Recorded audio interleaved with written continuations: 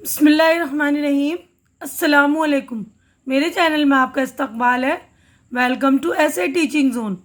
आज की हमारी ये वीडियो है चौथी क्लास की किताब इब्तिदाई उर्दू का सबक नंबर 13, बकरी ने 2 गांव खा लिए। तो ये वाली कहानी में ये बता रहे हैं कि बादशाह ने एक चरवाहे को पत्ते पर 2 गांव जागीर में लिख कर दिए थे, तो बकरी ने वो वाला पत्ता खा लिया। तो इसी निस्बत से ये टॉपिक रखा गया है, बकरी ने 2 गांव खा लिए। तो ये वाले चैप्टर को मैंने इससे पहले वाली वीडियो में रीडिंग करके पूरा एक्सप्लेन कर दिया है कि किस तरह बकरी ने उसके 2 गांव खा लिए और वो किस तरह परेशान हो जाता है।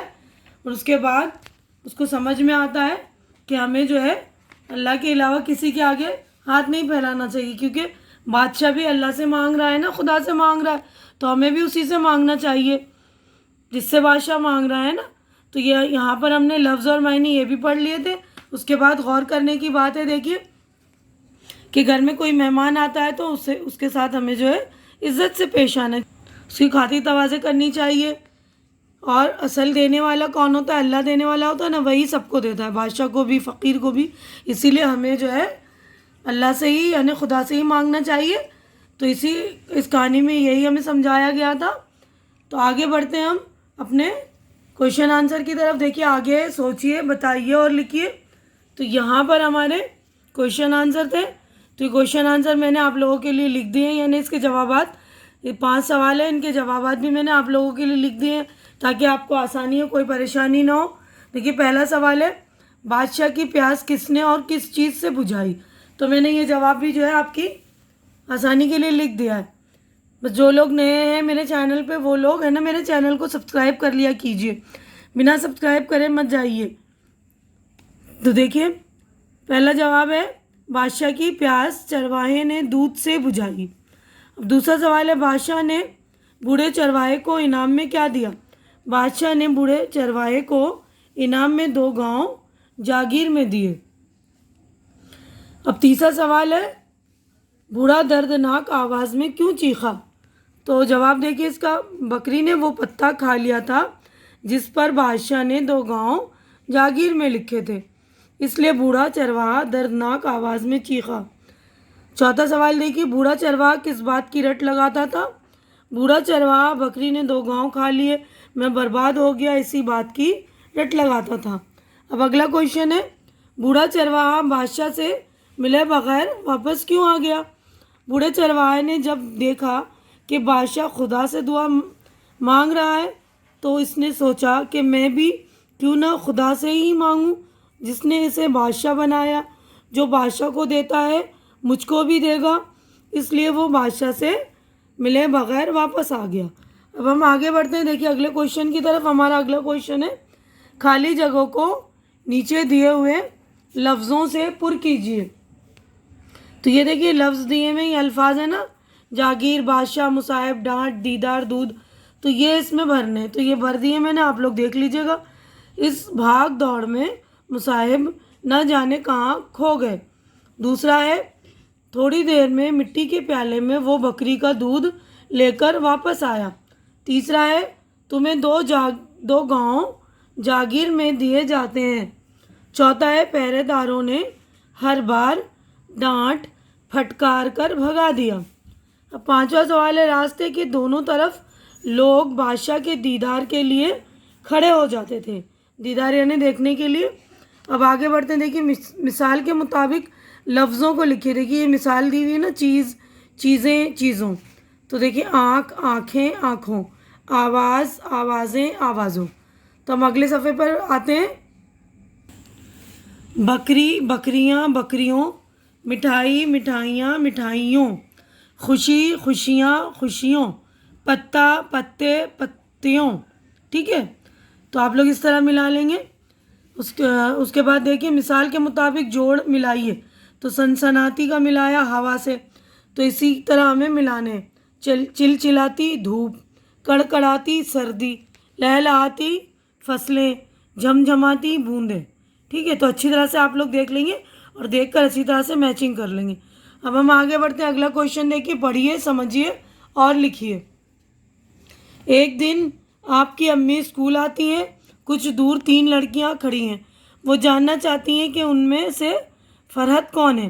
आप फरहत की पहचान बताते हुए जवाब देंगे कि वो लंबी और गोरी जिसने 2 चोटियां बांध रखी हैं फरहत है। लंबी, गोरी और 2 चोटियां, ये अल्फाज सिफत को जाहिर करते हैं। सिफत यानी किसी भी इस्म की अच्छाई और बुराई बताते हैं, उसको कहते हैं हम सिफत। तो आगे बढ़ते हैं, देखिए अगले सफ़े पर हम ऐसे अल्फाज जिनसे किसी इस्म की अच्छाई या बुराई जाहिर हो उन्हें सिफत कहते हैं ना। अच्छाई या बुराई बताए कोई भी। अब देखिए इसके अलावा भी सिफत की कई किस्में, जैसे हमारे घर में 2 लीटर दूध आता है, अम्मी जान ने गरीब लोगों को खैरात दी, लीमू खट्टा है, तीसरा बस्ता मेरा है, वो फौजी बहुत बहादुर है, अम्मी ने 100 रुपये दिए। तो आपने देखा कि ऊपर दी गई तस्वीरों से कई सिफतों का पता चलता है ना। अम्मी ने 100 रुपये दिए, फौजी बहादुर है, तो फौजी की सिफत का पता चल रहा है ना कि वो बहादुर है। इसी तरह देखिए इन तस्वीरों के नीचे सही सिफत लिखिए। अभी तस्वीरें दी हुई, इनके नीचे हमें सिफत लिखना है। तो ये देखिए मैंने लिख दिया है। देखिए सिफत सफ़ेद, छोटे, मोटा, खूबसूरत, बूढ़ा, ताज़ा।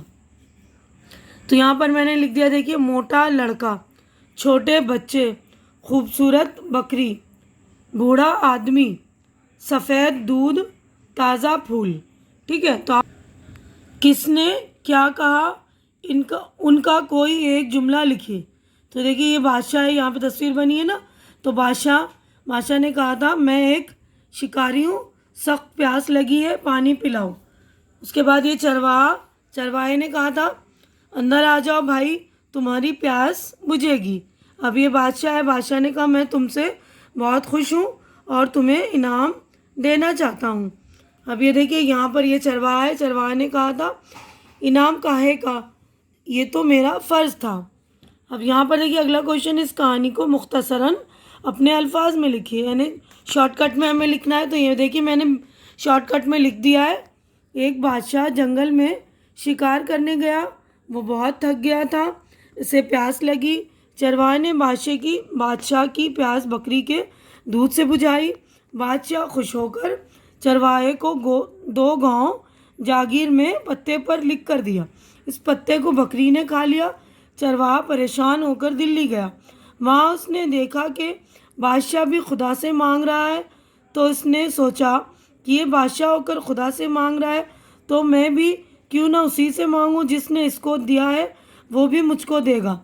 और वो बादशाह से मिले बगैर वापस आ गया। ठीक है, तो पूरी कहानी को मैंने देखी कितना शॉर्टकट में लिख दिया है। तो इसी तरह आप लोग भी कहानियों को शॉर्टकट में लिखने का तरीका समझ लीजिए कि जो ख़ास बातें उनको लिखी जाती हैं। अब आगे सवाल लिखिए। क्वेश्चन है हमारा, इन तस्वीरों में कुछ जंगली जानवरों की तस्वीरें हैं और कुछ पालतू जानवरों की, उन्हें नीचे दिए गए खानों के मुताबिक लिखिए। तो ये देखिए तस्वीरें दी हुई ना, उनके मुताबिक देखिए और लिखना ही हमें।